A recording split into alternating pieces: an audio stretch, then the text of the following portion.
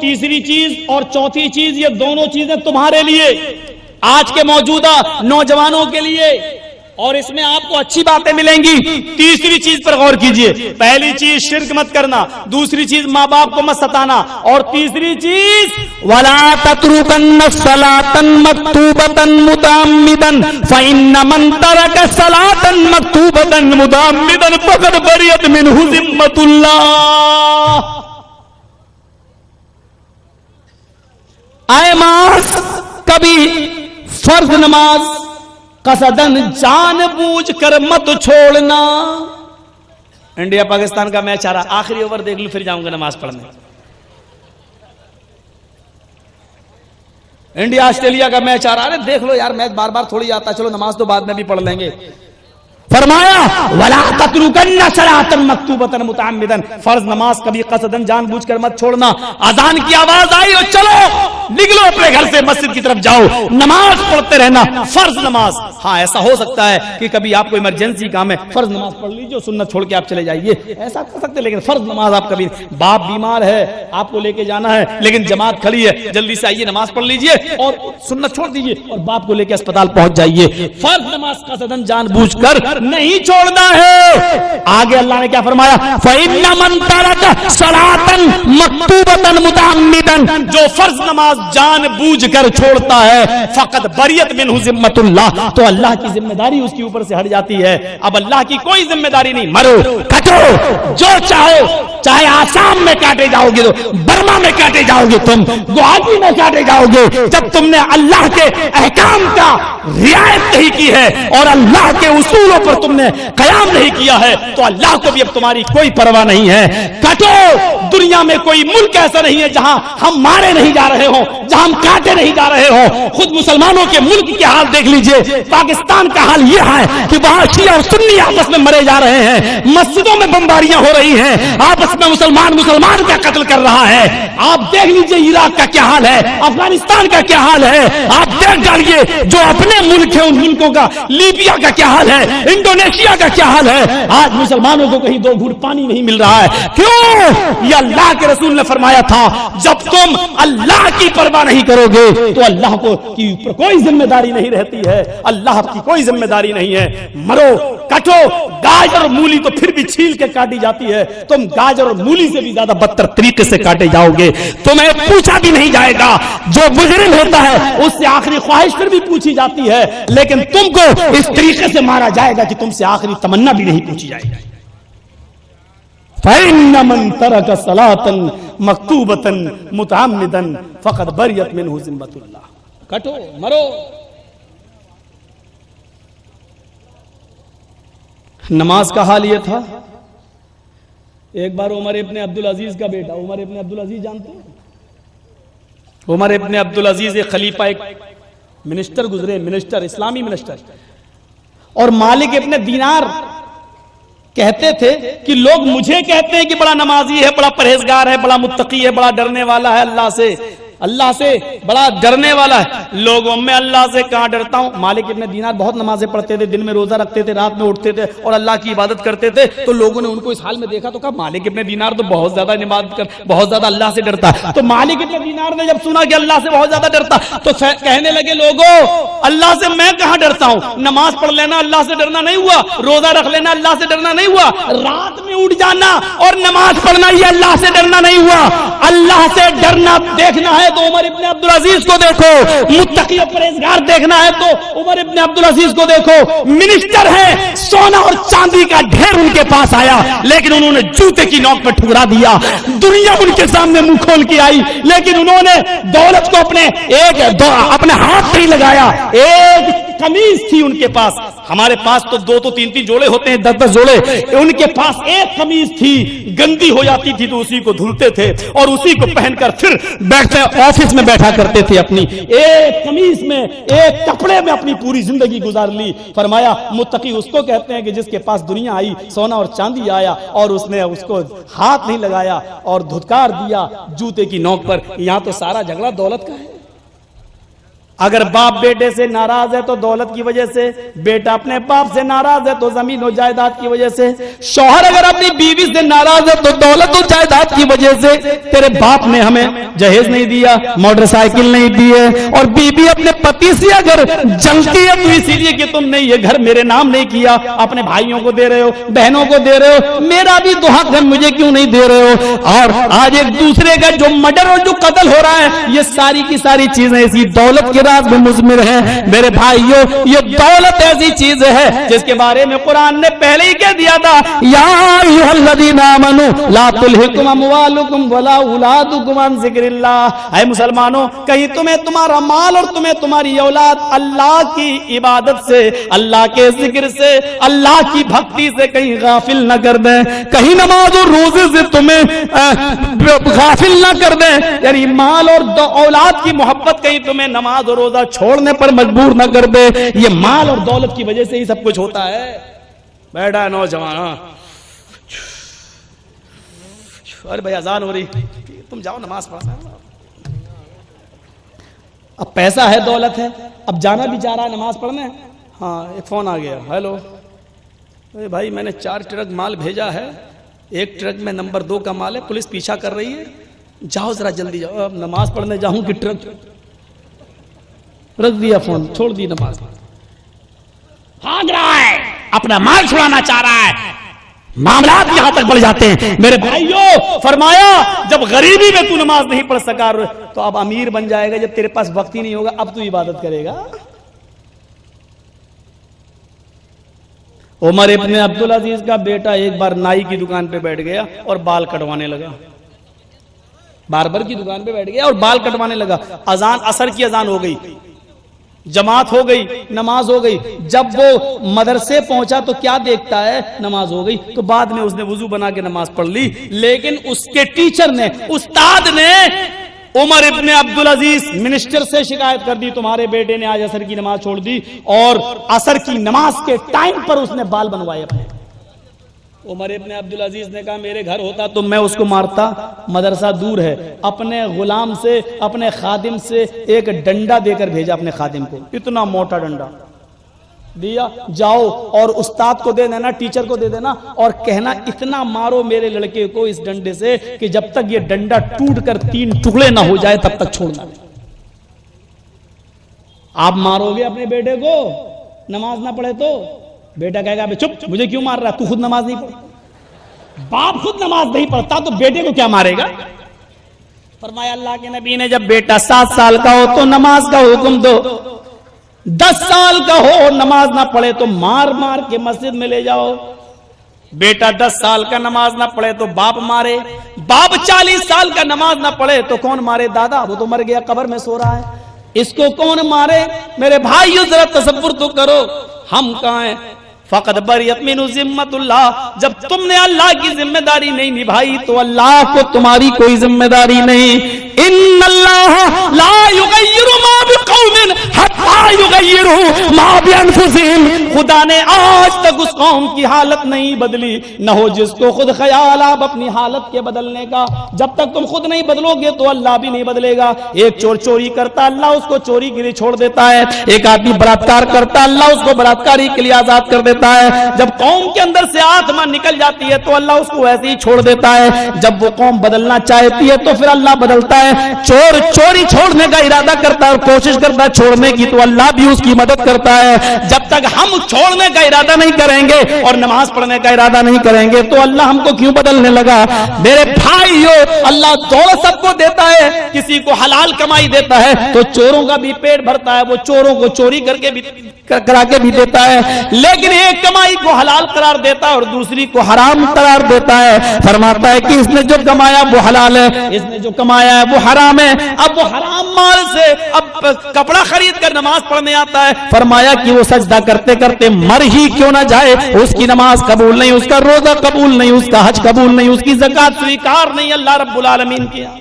ایک آدمی نے مجھ سے پوچھا کہ مولوی صاحب بینک میں ہم پیسہ جمع کرتے ہیں، وہاں سے سود ملتا ہے، اس سود کے سے ہم زکوٰۃ دیں، یعنی غریب اور مسکینوں کو ہم پیسہ دیں، زکوٰۃ دیں تو کیا ہمیں ثواب ملے گا؟ میں نے اس سے پوچھا تیرا سوال تو ایسا ہے جیسے یہ کہو کہ مولوی صاحب میں اپنے کپڑے کو اپنے پیشاب سے دھوؤں تو پاک ہو جائے گا؟ اب یہ کوئی سوال ہے؟ جیسے کپڑے کو پیشاب سے دھوئیں گے تو وہ اور اپوتر ہوگا اور ناپاک ہوگا، ایسے ہی کوئی آدمی بینکوں میں بڑھنے والے سود اور بیاج سے زکات نکالے گا تو اور گنہگار ہوگا، وہ اور بڑا پاپی ہوگا۔ یہ مسئلے پوچھے جاتے ہیں، اتنی بھی عقل نہیں رہی۔ قاضی شرح وہ کہاں چلا گیا انصاف، وہ نیائے، وہ انصاف؟ قاضی شرح حضرت علی نے ان کو قاضی بنایا تھا، ان کے بیٹے نے، قاضی شرح کے بیٹے نے ایک یہودی لڑکے کو تھپڑ مار دیا۔ اس یہودی بچے کو برا لگا، رویا بیچارہ، لیکن وہ ڈر کے مارے قاضی شرح کے پاس نہیں آیا عدالت میں۔ وہ سوچنے لگا باپ قاضی ہے، ہمارا فیصلہ کرے گا ہی نہیں، ڈگری اپنے بیٹے کو دے دے گا۔ ہوتا ہے ایسا۔ بیٹا خود کہنے لگا ابو جان ایسی ایسی بات ہو گئی تھی، میں نے تھپڑ مار دیا۔ اب یہ بتائیے قانونی کتاب دیکھ لو آپ، اگر میں مقدمہ جیت رہا ہوں تو میں مقدمہ دائر کروں، اور اگر میں مقدمہ ہاروں تو چھوڑ دوں گا، نہیں دائر کروں گا۔ اور وہ تو آئے گا نہیں ڈر کے مارے، کیونکہ آپ ہمارے باپ ہیں نا۔ باپ نے کہا بیٹے ٹھیک ہے میں کل بتاؤں گا۔ رات میں اٹھتے ہیں اور نماز پڑھتے ہیں اور دعا کرتے ہیں کہ اللہ میں زندگی میں پہلی مرتبہ جھوٹ بولنے جا رہا ہوں، کل میں اپنے بیٹے سے جھوٹ بولوں گا اور یہ کہوں گا کہ بیٹے تم جیت رہے ہو، مقدمہ دائر کر دو، کیونکہ جب تک مقدمہ دائر نہیں ہوگا اس یہودی بچے کو انصاف نہیں ملے گا۔ اے اللہ تو اچھی طرح جانتا ہے کہ میں جھوٹا نہیں ہوں، لیکن اس یہودی بچے کو نیائے کے لیے، انصاف کے لیے کل میں جھوٹ بولوں گا۔ صبح ہوئی، نماز پڑھ کے آئے، باپ نے کہا بیٹے تم تو مقدمہ جیت رہے ہو، تم مقدمہ دائر کر دو، ہم تمہارے حق میں فیصلہ کر دیں گے اور یہودی ذلیل اور رسوا ہو جائے گا، انسلٹ ہوگی اس کی۔ بیٹے نے مقدمہ دائر کر دیا اور باپ نے آن اسپاٹ فیصلہ سنا دیا۔ قاضی نے فیصلہ سنا دیا میرے بیٹے کو 10 کوڑے مارے جائیں اور یہودی بچے کو باعزت سمان کے ساتھ باعزت اس کو بری کر دیا جائے۔ جلاد نے بیٹے کو پکڑا اور 10 کوڑے مارے، اور باپ روتا ہوا جب اپنے گھر پہ آیا تو ماں نے بیٹے کو اپنے سینے سے چپکا لیا۔ باپ نے کہا بیٹے ادھر آؤ، بیٹا کہتا ہے چپ رہو، آج کے بعد مجھے اپنا بیٹا مت کہنا، میں اپنی ماں کے پاس آیا ہوں، تمہارے پاس نہیں آیا ہوں۔ کہا بیٹے اللہ کی قسم میں تم سے بہت پیار کرتا ہوں، مجھے تم سے بہت پریم ہے، لیکن نیائے اور انصاف مجھے تم سے بھی زیادہ پیارا ہے۔ کل قیامت کے دن، کل پرلے کے دن اور مہا پرلے کے دن، ڈے آف ججمنٹ، فیصلے کے دن، کل جب میری ناانصافی کی وجہ سے مجھے جہنم میں ڈالا جاتا اور تجھے بھی جہنم میں ڈالا جاتا، اس سے بہتر یہ ہے کہ دنیا میں چند انسلٹیں برداشت کر لو تاکہ ایشور ہمیں اس دن انسلٹ ہماری نہ ہو۔ میرے پیارے بیٹے میں نے تمہیں سزا اس لیے دی ہے تاکہ یہودی بچے کو انصاف مل جائے۔ آج یہ انصاف کہاں چلا گیا؟ آج یہ نیائے کہاں چلا گیا؟ آج یہ واقعات کہاں چلے گئے؟ اپنے بیٹے سے جھوٹ بولتے صرف اس لیے کہ یہودی بچے کو انصاف مل جائے، اور یہ وہاں کی بات ہے جہاں حکومت ان کے ہاتھ میں ہے، جہاں مسلمانوں کی حکومت ہے، جہاں یہودی اپنی آواز نہیں اٹھا سکتے ہیں، ایسی جگہ پر یہودیوں کے ساتھ اسلام کا یہ معاملہ ہے۔ میرے بھائیوں اسلام کو بہت آسان ہے یہ کہہ دینا کہ یہ ٹیررزم کی دعوت دیتا ہے، یہ دہشت گردی کی دعوت دیتا ہے، یہ بہت آسان ہے جملے کہہ دینا، اور میڈیا والے یہ جملے اسلامک آتنکواد کے نام سے بہت اٹھا سکتے ہیں، لیکن آتنکواد کی جڑ کو سب سے زیادہ اسلام مٹاتا ہے یہ کہہ کر من قتل نفسا قتل الناس جميعا، جس نے ایک منشیہ کو قتل کر دیا، ہندو اور مسلمان کی قید نہیں ہے، قرآن کہتا ہے جس نے ایک منشیہ کو قتل کر دیا، چاہے وہ ہندو ہو یا مسلمان، سکھ ہو یا عیسائی، یہودی ہو یا جینی، جس نے کسی ایک انسان کو، ایک منشیہ کو قتل کر دیا، قرآن کہتا ہے، اللہ فرماتا ہے وہ ایک منشیہ کو قتل نہیں کر رہا ہے، قتل الناس جميعا، اس نے پوری دنیا کی مانوتا کو قتل کر دیا، پورے وشو کی انسانیت کو مار ڈالا۔ وہ ایک انسان کا قاتل نہیں ہے، پوری دنیا کا قاتل ہے۔ اگر ایک منشیہ کسی ایک کو گالی دیتا، تیری ماں تیری بہن یہ گالی دیتا ہے، تو وہ ایک کو گالی نہیں دیتا ہے، وسطتا حقیقت میں وہ ساری دنیا کے لوگوں کی ماں کو گالی دیتا ہے۔ یا ایھا الناس انا خلقناکم من ذکر و انثی، لوگوں ہم نے تم کو ایک ہی باپ اور ایک ہی ماں سے پیدا کیا ہے، تمہارا ایک ہی باپ ہے، ایک ہی ماں ہے، تم ایک پرم پتا کی سنتان ہو اور ایک ہی ماں کے بیٹے ہو۔ ہمارے باپ کا نام آدم ہے اور انہی کو ویدوں میں منو کہا گیا ہے، منو اسمرتی میں ہم منو کی سنتان اس لیے منشیہ کہلائے، ہم آدم کے بیٹے ہیں اس لیے آدمی کہلائے۔ ہماری ماں شتروپا ہے جس کو حوا کہا جاتا ہے، ویدوں میں شتروپا حوا، ہم شتروپا کی سنتان ہیں، ہم حوا کے بیٹے ہیں، ہم آدم کی اولاد ہیں، ہم منو کے بیٹے ہیں۔ اس لیے کوئی بھی پیر سے پیدا نہیں ہوا، ہاتھوں سے پیدا نہیں ہوا، منہ سے پیدا نہیں ہوا۔ کوئی بھی آدمی یہ نہ کہے کہ برہما نے اپنے منہ سے برہمن کو پیدا کیا، ہاتھوں سے چھتری کو پیدا کیا، ران سے ویش کو پیدا کیا، پیروں سے شودر کو پیدا کیا، لہذا شودر تھالی چاٹے اور برہمن کیا نہیں جا سکتا ہے۔ قرآن نے یہ سارے رسم مٹائے، اور حج کا میدان دیکھ لو، کالے لوگ اور گورے لوگ ایک میدان میں جمع ہوتے ہیں۔ نماز کا معاملہ دیکھ لو، ایک امیر آدمی آیا، حی علی الصلاۃ، یہ اذان کی آواز آتی ہے، یہ آواز پارلیمنٹ کے نیتا عبید اللہ خان اعظمی کے لیے بھی ہے، اور یہی اذان دلی کی جامع مسجد کی سیڑھیوں پر بھیک مانگنے والے بھکاریوں کے لیے بھی یہی اذان ہے۔ مولوی جرجیز بہت غریب ہے، امام اور عبید اللہ خاص بھی بہت امیر ہے، مولانا جرجیز کو کچھ مسئلے معلوم ہے، میں غریب ہوں لیکن مسجد میں آ گیا ہوں تو مجھے ہی نماز پڑھانا پڑے گی، اس لیے کہ دین کا علم مجھے ہے، اگرچہ میرے پاس کھانے کو نہیں ہے، پینے کو نہیں ہے، میں غریب ہوں، اور عبید اللہ خاصمی کو میرے پیچھے نماز پڑھنا پڑے گی، مشرف کو میرے پیچھے نماز پڑھنا پڑے گی، نواز شریف کو میرے پیچھے نماز پڑھنا پڑے گی، اس لیے کہ ان کو قرآن کا علم نہیں ہے، اس لیے کہ عالم کے پیچھے ان کو نماز پڑھنا پڑے گی، چاہے کتنے ہی امیر ہو، بادشاہ ہو، کوئی بھی ہو۔ جب یہ آواز آتی ہے اللہ اکبر اللہ اکبر، تو اس کی میننگ یہ ہوتی ہے اللہ سب سے بڑا ہے، تو بڑا ہے لیکن اپنے پارلیمنٹ تک، تو بڑا ہے اپنے گھر تک، تو بڑا ہے اپنی سٹی تک، میرے گھر میں میری مسجد میں آ تو اپنے بڑے ہونے کا تاج اتار کے آ، اور میرے گھر میں آ تو میرے اصول کو مانتے ہوئے آ، تجھے میرے غریب بندوں کے ساتھ کھڑا ہونا پڑے گا، تجھے پیروں سے پیر ملانا پڑے گا، کاندھے سے کاندھا ملانا پڑے گا، ایک ساتھ نماز پڑھنا پڑے گی۔ ایک غریب امیر سے کس پاس کھڑا ہے، غریب امیر کے پاس، جس کے پاس باہر بیٹھنا بھی گوارا نہیں کرتا، ہوٹل میں چائے پینا بھی جس کے ساتھ گوارا نہیں کرتا، یہ سوچتا ہے کہ یہ میرے معیار کا آدمی نہیں ہے، یہ میری کسوٹی کا آدمی نہیں ہے، اس کو ہم اپنے پاس کیوں بٹھائیں۔ نماز پڑھتا ہے تو کاندھے سے کاندھا ملا ہوا ہے، پیر سے پیر ملا ہوا ہے، ایک ہی صف میں کھڑے ہو گئے محمود و ایاز، نہ کوئی بندہ رہا نہ کوئی بندہ نواز۔ آج اللہ کے گھر میں تم سب برابر کی حیثیت سے آئے، کوئی بڑا نہیں ہے کوئی چھوٹا نہیں ہے۔ میں عمرہ کرنے کے لیے گیا سعودی عرب کے اندر، مجھے خبر ملی کہ سعودیہ کا بادشاہ آ رہا ہے، جماعت کھڑی ہو چکی تھی، اللہ کی قسم سعودیہ کے بادشاہ کو سب سے پیچھے جماعت ملی، سب سے پیچھے جگہ ملی، سعودیہ کے بادشاہ کو کے لیے آگے جگہ نہیں دی گئی، آپ بعد میں آئے ہیں، آپ کو جہاں جگہ ملی آپ وہیں نماز پڑھیے، آپ کے لیے آگے کوئی جگہ نہیں ہے کہ ہم کسی کو ہٹا کر آپ کو جگہ دیں۔ میں نے یہ منظر اپنی آنکھوں سے دیکھا ہے، اور جب تک یہ سمانتا، یہ برابری نہیں دی جائے گی میرے بھائیوں، کسی انسان کو مکمل آزادی نہیں مل سکتی ہے۔ جو آزادی ایک مسلمان کو اور ایک عام انسان کو، سمپورن دنیا کے منشیہ کو جو اسلام دیتا ہے، کہاں نظر آتی ہے؟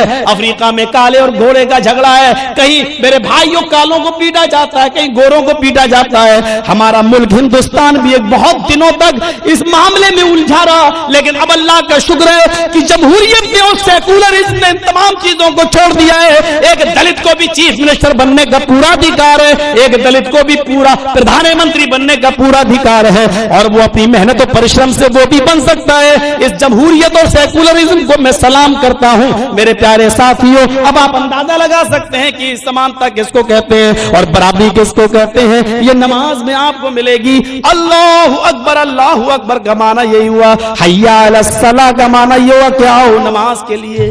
अब नमाज सबके लिए है, कंधे से कंधा मिलाना है, कदम से कदम मिलाना है। गरीब को इल्म ज्यादा है, विद्या इल्म ज्यादा, ज्ञान ज्यादा, तो गरीब को आगे बढ़ाया जाएगा और अमीर को उसके पीछे नमाज पढ़ना पड़ेगी। ये था मामला। चलिए 3 चीजें हो गई।